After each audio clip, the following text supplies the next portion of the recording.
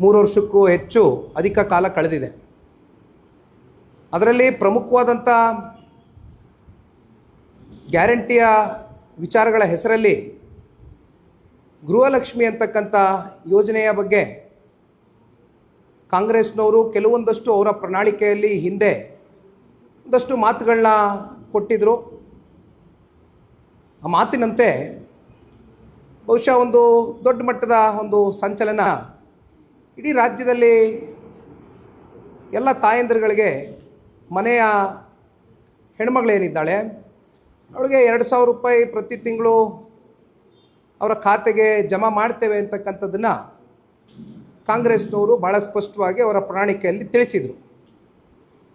ಅಲ್ಲಿಂದ ಹೆಚ್ಚು ಕಮ್ಮಿ 1,28,00,000 ಜನ ಅಂದರೆ ಮಹಿಳೆಯರು ಅವರನ್ನು ಗುರುತಿಸಿ ಫಲಾನುಭವಿಗಳಾಗಿ ಅವ್ರಿಗೆ ಪ್ರತಿ ತಿಂಗಳು 2,000 ರೂಪಾಯಿ ಹಾಕ್ತೇವೆ, ಅವರ ಖಾತೆಗಳಿಗೆ ನೇರವಾಗಿ DBT ಟ್ರಾನ್ಸ್ಫರ್ ಮಾಡ್ತೇವೆ ಅಂತಕ್ಕಂಥದ್ದನ್ನ ಕಾಂಗ್ರೆಸ್ನವರು ಹೇಳಿದರು. ಇದರಲ್ಲಿ ನಮ್ದು ಯಾವುದೇ ತಕರಾರಿಲ್ಲ. ಯಾವತ್ತಿಗೂ ಕೂಡ ಜನತಾದಳ ಪಕ್ಷ ಗ್ಯಾರಂಟಿಗಳು ಕೊಡ್ತಕ್ಕಂಥ ವಿಚಾರದಲ್ಲಿ ನಮ್ದು ಯಾವುದೇ ರೀತಿ ಆಕ್ಷೇಪಣೆಗಳಿಲ್ಲ. ಆದರೆ ಇವತ್ತಿನ ಪ್ರೆಸ್ ಮೀಟು ಮಾಡ್ತಾ ಇರ್ತಕ್ಕಂಥ ಮೂಲ ಉದ್ದೇಶ ಇಷ್ಟೇ. ಗ್ಯಾರಂಟಿಗಳ ಹೆಸರಲ್ಲಿ ಸರಿಸುಮಾರು 1 ರೂಪಾಯಿ ಅಲ್ಲ, 1 ಕೋಟಿ ಅಲ್ಲ, 10 ಕೋಟಿ ಅಲ್ಲ, 100 ಕೋಟಿ ಅಲ್ಲ, ಹೆಚ್ಚು ಕಮ್ಮಿ 5,000 ಕೋಟಿಯಷ್ಟು ದೊಡ್ಡ ಪ್ರಮಾಣದ ಹಣ ಇವತ್ತೇನು ರಾಜ್ಯದ ಮಹಿಳೆಯರಿಗೆ ತಲುಪಬೇಕಾಗಿತ್ತು ಅದರಲ್ಲಿ ದೊಡ್ಡ ಮಟ್ಟದಲ್ಲಿ ಲೋಪಗಳಾಗಿರ್ತಕ್ಕಂಥದ್ದು ನಮ್ಮ ಕಣ್ಣೆದುರುಗಡೆ ಏನು ಕಾಣ್ತಾ ಇದೆ. ಈ ಲೋಪದೋಷಗಳು ನಿನ್ನೆ ಮೊನ್ನೆ ಆಗಿರ್ತಕ್ಕಂಥ ವಿಚಾರ ಅಲ್ಲ. ಇದು ಎಲ್ಲ ಮಾಧ್ಯಮದ ಸ್ನೇಹಿತರು ತಮಗೂ ಗೊತ್ತಿದೆ. 1 ವರ್ಷಕ್ಕೂ ಮಿಗಿಲಾದಂಥ ಹಳೆಯ ವಿಚಾರ ಇದು. ಯಾವುದಕ್ಕೋಸ್ಕರ ಒಂದು ವರ್ಷದ ಹಳೆಯ ವಿಚಾರ ಇವತ್ತು ಪಕ್ಷದ ಕಚೇರಿಯಲ್ಲಿ ನಾವು ಪ್ರಸ್ತಾಪ ಮಾಡ್ತಾ ಇದ್ದೇವೆ ಅಂದರೆ ಏಕೆಂದರೆ ಇಲ್ಲಿವರೆಗೂ ನಮಗೆ ಯಾವುದೇ ರೀತಿಯಾದಂಥ ಉತ್ತರ ಸಿಕ್ಕಿಲ್ಲ. ಪ್ರಾರಂಭಿಕ ಹಂತದಲ್ಲಿ ತಾಂತ್ರಿಕವಾದಂಥ ಲೋಪದೋಷಗಳು ಆಗಿದೆ ಅಂತಕ್ಕಂಥದ್ದನ್ನು ಸರ್ಕಾರ ಮೇಲ್ನೋಟಕ್ಕೆ ವ್ಯಕ್ತಪಡಿಸಿದ್ರೂ ಕೂಡ ಇದರ ಆಳ ಆಗ್ರಹವನ್ನು ತಿಳಿತಾ ಹೋದರೆ ಎಲ್ಲೋ ಒಂದು ಕಡೆ ಸರ್ಕಾರ ಮೌನಕ್ಕೆ ಶರಣಾಗಿರ್ತಕ್ಕಂಥದ್ದು.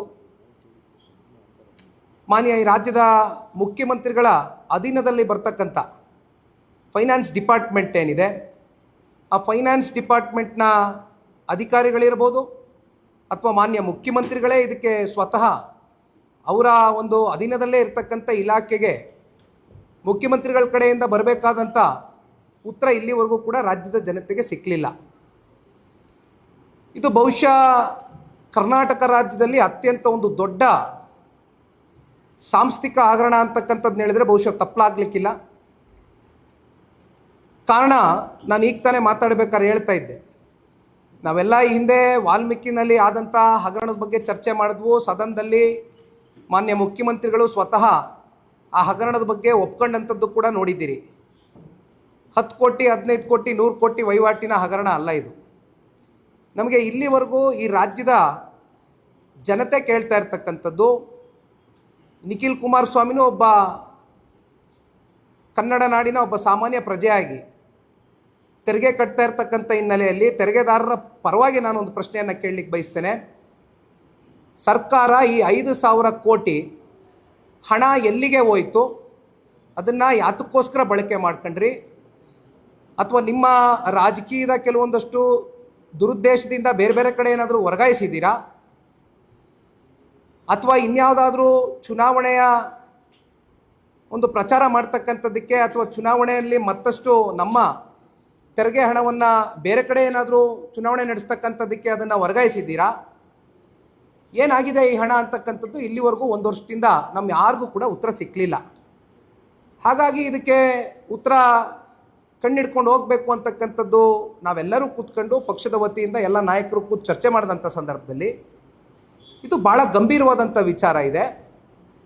ಇದು ಅಷ್ಟು ಲಘುವಾಗಿ ಪರಿಗಣಿಸ್ತಕ್ಕಂಥ ವಿಚಾರ ಅಲ್ಲ. ನಾನು ಹೇಳ್ದಂಗೆ ಸಣ್ಣ ಪುಟ್ಟ ವಹಿವಾಟಿನ ವಿಚಾರ ಅಲ್ಲ. 5,000 ಕೋಟಿ ಇವತ್ತು ಕಂಪ್ಲೀಟಾಗಿ ಮಿಸ್ಮ್ಯಾನೇಜ್ಮೆಂಟ್ ಆಗಿದೆ ಅಂದರೆ ಇದಕ್ಕೆ ನೇರವಾಗಿ ಹೊಣೆಗಾರಿಕೆ ಈ ರಾಜ್ಯ ಸರ್ಕಾರ, ರಾಜ್ಯದ ಮಾನ್ಯ ಮುಖ್ಯಮಂತ್ರಿಗಳು, ಜೊತೆಯಲ್ಲಿ ಫೈನಾನ್ಸ್ ಡಿಪಾರ್ಟ್ಮೆಂಟ್ನ ಅಧಿಕಾರಿಗಳು ಕೂಡ ಇದಕ್ಕೆ ಉತ್ತರ ಕೊಡಬೇಕಾಗ್ತದೆ. ಈ ಸಂದರ್ಭದಲ್ಲಿ ಆ ನಿಟ್ಟಿನಲ್ಲಿ ಕೆಲವೊಂದಷ್ಟು ಡಾಕ್ಯುಮೆಂಟೇಷನ್ಗಳನ್ನ ರೆಡಿ ಮಾಡಿದ್ದೇನೆ, ಒಂದಷ್ಟು ಅಧ್ಯಯನವನ್ನು ಮಾಡಿದ್ದೇನೆ. ಅದನ್ನು ತಮ್ಮ ಮುಂದೆ ಕೂಡ ಇಡಲಿಕ್ಕೆ ಬಯಸ್ತೇನೆ.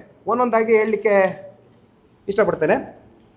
ಯೋಜನೆ ಘೋಷಣೆ ಮತ್ತು ಆರಂಭಿಕ ಸರ್ಕಾರಿ ಆದೇಶಗಳು ಅಂದರೆ ಯಾವತ್ತು ಡೇಟ್ಗಳು ಮತ್ತು ಆರ್ಡರ್ಸ್ಗಳು ಎಲ್ಲಿಂದ ಶುರು ಆಯಿತು, ಎಲ್ಲಿಂದ ಜಾರಿ ಆಯಿತು ಈ ಒಂದು ಯೋಜನೆ ಅಂತಕ್ಕಂಥದ್ದು ಡೇಟ್ ಸಮೇತವಾಗಿ ತಿಳಿಸ್ತೇನೆ.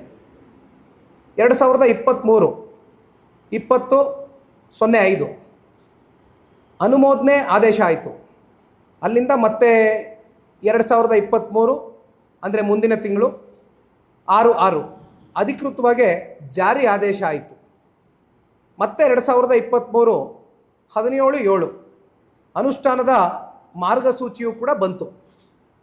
ಅಲ್ಲಿಂದ ಆಗಸ್ಟ್ 30ನೇ ತಾರೀಕು 2023 ನಗದು ವಿತರಣೆ ಚಾಲನೆ ಆಯಿತು.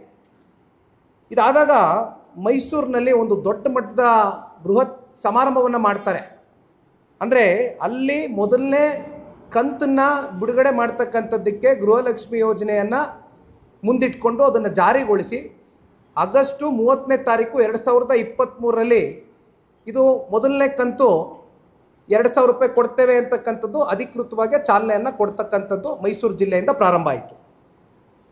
ಈಗ ಇಲ್ಲಿ ಪ್ರಶ್ನೆ ಇರ್ತಕ್ಕಂಥದ್ದು 2023 ಮತ್ತು 24ರ ಸಾಲು ಆಗಸ್ಟ್ ತಿಂಗಳಲ್ಲಿ ಶುರುವಾದಂಥದ್ದು. ನಮ್ಮ ಫೈನಾನ್ಷಿಯಲ್ ಇಯರ್ ಎಂಡ್ ಅಂದರೆ ನಾವು ಮಾರ್ಚ್ವರೆಗೂ ಭಾವಿಸ್ತೇವೆ. ಸೊ ಆಗಸ್ಟ್ರಿಂದ ಮಾರ್ಚು ಅಂತಕ್ಕಂಥದ್ದನ್ನ ನಾವು ಲೆಕ್ಕಾಚಾರ ಮಾಡಿ ಹೇಳ್ತಕ್ಕಂಥದ್ದಾದರೆ ಸರಿ ಸುಮಾರು 8 ತಿಂಗಳು ಮೊದಲನೇ ವರ್ಷ ಅಂದರೆ 8 ಕಂತು ಪೇಮೆಂಟ್ ಕೊಟ್ಟಿದ್ದಾರೆ. ನಮ್ಮದೇನು ತಕರಾರಿಲ್ಲ, ಪೇಮೆಂಟ್ ಹೋಗಿದೆ ಅಂತಕ್ಕಂಥದ್ದು ನಮ್ಮ ಗಮನಕ್ಕೆ ಬಂದಿರತಕ್ಕಂಥ ವಿಚಾರ. ಇಲ್ಲಿ ನಮ್ಮ ತಕರಾರು ನಾವೆಲ್ಲಿ ರೇಸ್ ಮಾಡ್ತಾ ಇದ್ದೀವಿ ಜನರ ಪರವಾಗಿ ಅಂದರೆ 2024 ಮತ್ತು 25ರ ಸಾಲು ಆರ್ಥಿಕ ವರ್ಷ. ದಯವಿಟ್ಟು ಇದನ್ನು ಭಾಳ ಸೂಕ್ಷ್ಮವಾಗಿ ತಾವು ಪರಿಗಣಿಸಬೇಕು. ಅಂದಾಜು ಆ್ಯಸ್ ಇಟ್ ಈಸು 1,28,00,000 ಮಹಿಳೆಯರು ಫಲಾನುಭವಿಗಳು ಅಂತಕ್ಕಂಥದ್ದು ಪ್ರತಿ ವರ್ಷವೂ ಕೂಡ ಇದೊಂದು ಅಂದಾಜಿನ ಮೇಲೆ ಕೊಡ್ತಾ ಹೋಗ್ತಾ ಇದ್ದಾರೆ. ಇಲ್ಲಿ ಪ್ರಶ್ನೆಯಲ್ಲಿ ಉದ್ಭವ ಆಗ್ತಾ ಇದೆ ಅಂದರೆ 2024-25ರ ಸಾಲಿನಲ್ಲಿ ಕೇವಲ 10 ತಿಂಗಳು ಕಂತು ಮಾತ್ರ ಕೊಟ್ಟಿದ್ದಾರೆ. ತಿಂಗಳಿಗೆ 1 ಕಂತು, 12 ತಿಂಗಳಿಗೆ 12 ಕಂತು.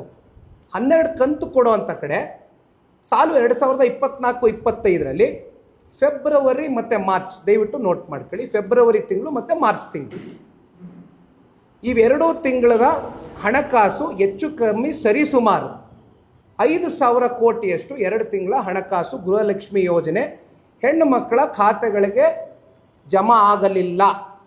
2024-25 10 ತಿಂಗಳು ಕಂತು ಕೊಟ್ಟಿರೋದು.